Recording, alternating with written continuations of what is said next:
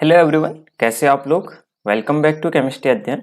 और आज हम डिस्कस करने वाले हैं यूनिट थर्ड यानी कि aldehyde ketone and carboxylic acid के नीट में आए हुए प्रीवियस ईयर क्वेश्चंस को। यहाँ पर ये पार्ट 2 है। इससे पहले हमने एक पार्ट फर्स्ट भी बना रखा है जिसमें हमने इसके बाकी क्वेश्चन डिस्कस किए थे पार्ट फर्स्ट में, जो कि पहले नीट में आए हुए क्वेश्चन है। इसके अलावा जो भी बचे हुए क्वेश्चन थे हम आज पार्ट सेकंड में यहाँ पर देखेंगे। ये सारे के सारे क्वेश्चन का डिस्कशन जो भी कर रहे हैं नीट के लिए तो इम्पोर्टेंट है ही है, साथ ही साथ आप कोई भी केमिस्ट्री रिलेटेड एग्जाम की तैयारी कर रहे हैं लाइक जेई वगैरह या फिर लेक्चरर वगैरह, तो सभी के लिए ये क्वेश्चन इंपॉर्टेंट है। तो चलिए स्टार्ट करते हैं। तो फर्स्ट क्वेश्चन है आज का, the reaction by which benzaldehyde can not be prepared. इनमें से किस रिएक्शन द्वारा बेंजल्डिहाइड नहीं प्रिपेयर किया जा सकता।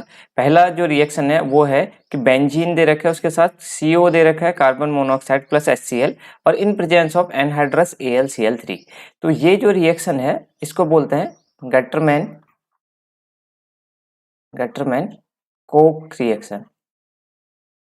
ठीक है, तो इसमें क्या होता है, CO और HCl मिलकर के, CO प्लस HCl मिलकर के पहले बनाते हैं HC double bond O Cl। फिर जो होता है यहाँ पर से ये Cl बाहर निकल जाता है और HC double bond O positive electrophile बनता है, जो कि क्या हो जाता है, एरोमेटिक रिंग यानी कि बेंजीन रिंग के साथ जुड़ जाता है, यानी कि एरोमेटिक इलेक्ट्रोफिलिक सब्स्टिट्यूशन रिएक्शन जो होती है उसके थ्रू, और यहाँ पर से क्या हो जाता है, बेंजल्डिहाइड का फॉर्मेशन हो जाता है। तो यहाँ पर से हमारा बन जाएगा बेंजल्डिहाइड। तो पहला रिएक्शन जो है गटरमैन कोच रिएक्शन जो होती है उससे बेंजल्डिहाइड का प्रिपरेशन होता है। सेकंड ऑप्शन है जो COOH दे रखा है यहाँ पर बेंजीन रिंग के ऊपर, यानी कि बेंजोइक एसिड है, उसकी रिएक्शन हम जिंक Hg और कंसंट्रेटेड HCl के साथ कर रहे हैं। तो ये जो रिएक्शन है zinc Hg and concentrated HCl जो यूज किया जाता है वो किया जाता है एल्डिहाइड और कीटोन को किस में कन्वर्ट करने के लिए, एल्केन्स में कन्वर्ट करने के लिए। यानी कि यहाँ पर जो ये रिएक्शन होती है इसका काम है रिडक्शन करना एल्डिहाइडिक या कीटोनिक ग्रुप को, जिस रिएक्शन का नाम बोला जाता है क्लीमेंसन रिडक्शन। तो क्लीमेंसन रिडक्शन में जो होता है एल्डिहाइडिक या कीटोनिक ग्रुप जो रिड्यूस हो जाते हैं वो सीधे, मतलब वहां पर सीधे ऑक्सीजन हट करके क्या हो जाता है, जैसे फॉर एग्जांपल हमारे पास ये है CH3 C double bond OH, इसमें अगर हम क्या डाल दें ZnHg और साथ में HCl, तो ये किसमें कन्वर्ट हो जाता है CH3 में, यानी कि यहाँ पर से ऑक्सीजन हटता है और इसकी जगह क्या आ जाते हैं, 2 हाइड्रोजन जुड़ जाते हैं, एल्केन बन जाता है। लेकिन COH ग्रुप जो है zinc Hg and concentrated HCl के प्रेजेंस में अनअफेक्टेड रहता है, तो इसका रिडक्शन यहाँ पर नहीं हो सकता। तो जो बेंजल्डिहाइड प्रिपेयर नहीं किया जा सकता, इसके द्वारा बेंजल्डिहाइड प्रिपेयर नहीं किया जा सकता, यानी कि बी ऑप्शन के द्वारा हम बेंजल्डिहाइड को प्रिपेयर नहीं कर सकते। जो थर्ड रिएक्शन है वहां पर क्या है, टोल्यूइन की रिएक्शन CrO2 Cl2 के साथ करा रखी है, इसको बोलते हैं क्रोमिल क्लोराइड, और इन CH2 by followed by H3O+। CH2 solvent के अंदर हम क्रोमिल क्लोराइड के साथ रिएक्शन करवाते हैं टोल्यूइन की, उसके बाद हाइड्रोलिसिस करवाते हैं, तो यहाँ पर से हमें बेंजल्डिहाइड मिलता है। ठीक है, इस रिएक्शन को बोला जाता है कौन सी, इटार्ट रिएक्शन। ये सारी की सारी रिएक्शन इंपॉर्टेंट है, ये अलग अलग क्वेश्चन में भी आ सकती हैं। और सबसे लास्ट रिएक्शन है ये बेंजीन रिंग के ऊपर COCl लग रखे हैं, यानी कि एसाइल क्लोराइड लग रखा है, और इसकी रिएक्शन हम H2 और इन प्रेजेंस ऑफ PDBaSO4 के साथ कर रहे हैं। तो यहाँ पर क्या हो जाता है, यहाँ पर जो है इस टाइप का कंपाउंड है COCl और प्लस यहाँ पर H2 की रिएक्शन कराते हैं इन प्रेजेंस ऑफ PDBaSO4 के साथ। तो ये जो हो जाता है यहाँ पर से क्लोरीन हट करके क्या जुड़ जाता है, क्लोरीन हट करके यहाँ पर से हाइड्रोजन इस पर ऐड हो जाता है। ठीक है, तो इस रिएक्शन का नाम बोला जाता है रोजेनमंड रिडक्शन, जो कि कहाँ यूज होती है, एसाइल क्लोराइड से या एसिटिल क्लोराइड से एल्डिहाइड्स बनाने के काम में इसका यूज किया जाता है। ठीक है, और किसके साथ रिएक्शन कराई जाती है, H2PDBaSO4 के साथ। तो यहाँ पर हमें 4 रिएक्शन है हमारी अपने आप ही तैयार हुई। पहला वाला है गटरमैन कोच रिएक्शन।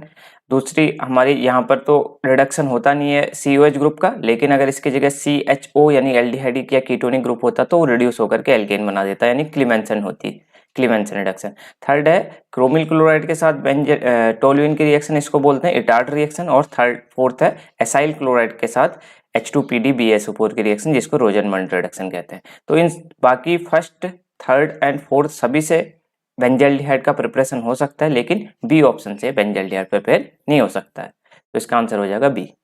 अब नेक्स्ट क्वेश्चन देखते हैं। अगला क्वेश्चन है predict the product in the given reaction. इस रिएक्शन में हमें प्रोडक्ट प्रिडिक्ट करना है, ठीक है।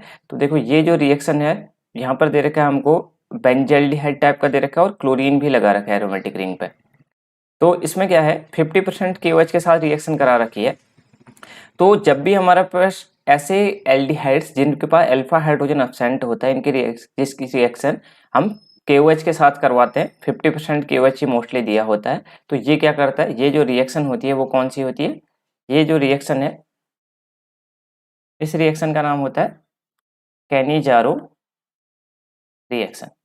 कैनिजारो रिएक्शन में क्या होता है, ये जो एल्डिहाइडिक ग्रुप होता है ये ऑक्सीडाइज भी होता है और रिड्यूस भी होता है। मतलब ऑक्सीडाइज होकर के कार्बोक्सिलिक एसिड का सॉल्ट बनाता है और रिड्यूस होकर के अल्कोहल का फॉर्मेशन करता है। और ध्यान रखना ज्यादातर KOH दिया रहता है 50% KOH।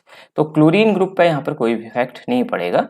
तो ये क्या हो जाएगा, यहाँ पर से डायरेक्ट मैं प्रोडक्ट बना रहा हूँ, डायरेक्ट आप याद रखिए इसका प्रोडक्ट वैसे मैकेनिज्म भी होती है इसकी। और तो यहाँ पर से क्या बनेंगे, दो चीजें बनेंगी। एक तो क्या बनेगा, एक तो बनेगा एल्कोहल यानी कि CH2OH और ये क्लोरीन ऐसा ही रहेगा। इस रिएक्शन को डिस्प्रोपोर्शनेशन रिएक्शन भी कहते हैं क्योंकि जो हमारा बेंजल्डिहाइड टाइप का जो कंपाउंड है वो किस में कन्वर्ट हो जाता है, ऑक्सीडाइज भी होता है और रिड्यूस भी होता है। तो ये बन जाता है दूसरा COO नेगेटिव Na पॉजिटिव। तो यहाँ पर दो चीजें बनती है, एक तो क्या बनता है एल्कोहल बनता है और साथ में कार्बोक्सिलिक एसिड का सॉल्ट बनता है, कार्बोक्सिलिक एसिड सॉल्ट, ठीक है। तो यहाँ पर sodium salt of carboxylic acid बन रखा है और साथ में अल्कोहल बन रखा है। तो ये जो हमारा हो रहा है वो किस में बन रहा है, सी ऑप्शन में, ठीक है। तो 1 2 3 और 1 2 और 3 CH2H, हाँ ये जो बन रखा है सी ऑप्शन इसमें सही है कि हमारा अल्कोहल बन रहा है और साथ में क्या बन रहा है कार्बोक्सिलिक एसिड सॉल्ट। तो हमें कहाँ पर ग्रुप लग रखे हैं उनके एक दूसरे के रेस्पेक्टिव पोजीशन क्या है वो भी ध्यान रखना है। तो 1 और 3 पोजीशन पर क्लोरीन एक दूसरे के, क्लोरीन और जो फंक्शनल ग्रुप है वो लग रखे, तो वहीं पर रहने चाहिए।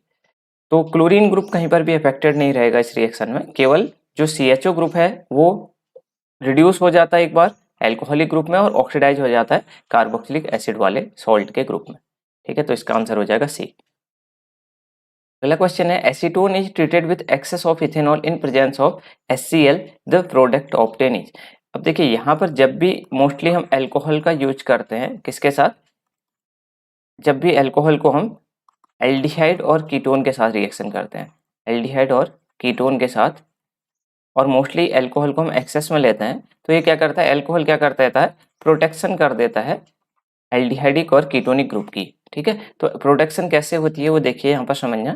जैसे फॉर एग्जांपल हमारे पास ये एसीटोन के साथ रिएक्शन हो रही है, CH3C double bond O CH3, इसके साथ रिएक्शन हो रही है किसकी, अल्कोहल की। तो यहाँ पर से क्या होता है, दो मॉलिक्यूल हमें अल्कोहल लेने पड़ेंगे और एथेनॉल ले रखा है तो HO और C2H5OH, तो दो मॉलिक्यूल मैंने ले लिए। तो क्या होता है बीच में से क्या निकल जाता है, H2O यहाँ पर से रिमूव हो जाता है, ये हमारा H2O यहाँ से बाहर निकल गया। और किसकी प्रेजेंस में होती है, HCl की प्रेजेंस में ये रिएक्शन होती है। तो हमारा फाइनली प्रोडक्ट जो मिलेगा CH3C CH3 और डबल बॉन्ड सॉरी, तो यहाँ पर से क्या हो जाएगा O C2H5 और दूसरा ग्रुप भी क्या आ जाएगा O C2H5। तो ये हमारा प्रोटेक्शन होगी, मतलब कीटोनिक ग्रुप का क्या कर दिया इसने, प्रोटेक्ट कर दिया। बाद में हम हाइड्रोलिसिस कराएंगे तो दोबारा से फिर से कीटोनिक ग्रुप हमें ऑब्टेन हो जाता है। तो यहाँ पर जो प्रोडक्ट मिलेगा हमको क्या मिलेगा, ये प्रोडक्ट मिलेगा जिसको हम क्या बोलते हैं, इस प्रोडक्ट का नाम बोला जाता है कीटल। कीटोन से बनता है तो कीटल कहते हैं, और अगर हमारा अल्कोहल सॉरी एल्डिहाइड से बनता है तो उसको एसिटल बोला जाता है। तो ये हमारा सी ऑप्शन हो जाएगा जहाँ पर प्रोटेक्शन हो जाती है अल्कोहल द्वारा कीटोनिक या एल्डिहाइडिक ग्रुप की, जब भी हम एक्सेस में यूज करते हैं किसको, अल्कोहल को विद एल्डिहाइड और कीटोन को के साथ। तो डी ऑप्शन हो जाएगा। अगला क्वेश्चन देखते हैं। CH3CHO and C6H5CH2CHO can be distinguished by chemically by. अब देखिए यहाँ पर हमारे पास दो कंपाउंड दे रखे हैं, दोनों के दोनों क्या है, एल्डिहाइड है। एक हमारे पास है CH3C डबल बॉन्ड OH और दूसरा है, सेकंड है क्या, C6H5CH2C डबल बॉन्ड OH। ये दो हमारे पास कंपाउंड है। इनमें हमें इन दोनों को हम अगर डिस्टिंग्विश करना चाह रहे हैं, इन दोनों कंपाउंड को, दोनों के दोनों एल्डिहाइड ही हैं, तो इन दोनों को डिस्टिंग्विश, और एलिफेटिक एल्डिहाइड है दोनों के दोनों, क्योंकि जो जो एल्डिहाइडिक ग्रुप है वो CH2 या CH3 ग्रुप से लग रखा है। तो यहाँ पर देखिए, यहाँ पर जो टेस्ट हम यूज करेंगे वो ऐसा टेस्ट यूज करेंगे जैसे अगर माना बेंडिक टेस्ट यूज कर ले, या टोलेंट टेस्ट कर यूज कर ले, या फेलिंग सॉल्यूशन टेस्ट यूज कर ले, एलिफेटिक एल्डिहाइड दो तीनों के तीनों टेस्ट दे देगा। तो हमें यहाँ पर एक ही टेस्ट यूज जो आएगा यहाँ पर, कौन सा, आइडोफॉर्म टेस्ट, जो कौन से एल्डिहाइड या कीटोन देते हैं जिसके पास इस टाइप का फंक्शनल ग्रुप होता है, CH3 डबल बॉन्ड O।